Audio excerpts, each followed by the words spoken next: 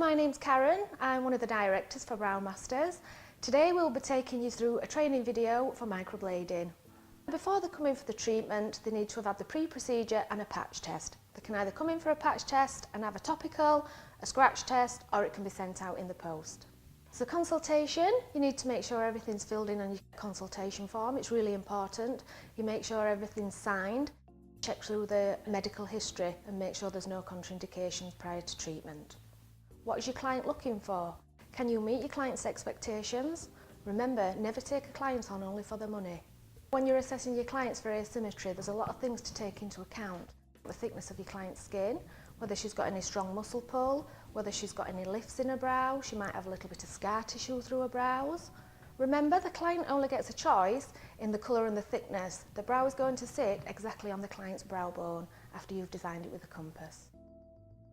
So when designing the brow, make sure that your pencil is nice and sharp so you create a lovely thin crisp line and you've got a really good stretch when drawing the brow on. When assessing your client's brows for symmetry, feel free to sit your client up and make any adjustments required. You can use your thread, you can also use your phone to help you find symmetry as well. So once you're happy with that design, give your client the mirror to have a look to see that she is happy for you to microblade them in that position.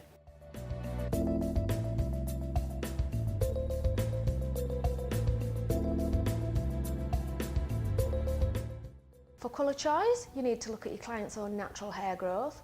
You need to look at the eyebrow hair. Ask her if she has her eyebrows tinted. You need to decide on your colour, mix the colour, apply a small amount to the forehead, wipe it slightly, and you need to look for a warm halo on the skin. You're going to implant the pigment into the skin and you're going to be looking for the sweet spot. The sweet spot is the epidermis of the skin and it is where we want to implant pigment to, and it is much shallower than what you think. You need to find the correct depth in the skin, so you can be looking for little pitter-patters of blood like raindrops on the surface of the skin.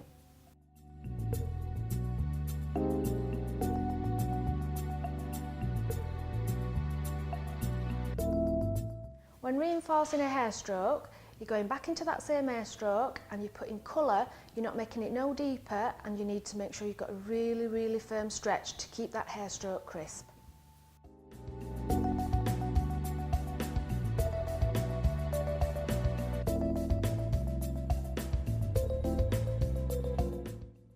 A mask is then applied. The mask stays on for around 5 minutes. This will absorb into the hair strokes and it will help the eyebrows to appear more bold when they're finished.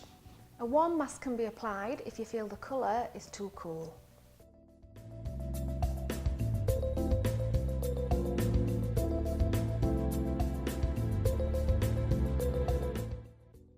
An aftercare pack is given to your client.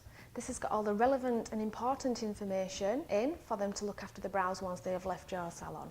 When verbally going through your aftercare with your client, you also need to give it them in writing as well for them to take home. You need to make sure she keeps it dry and you need to make sure there's no makeup applied for 2 weeks. Remember, you need to practice until it's perfect.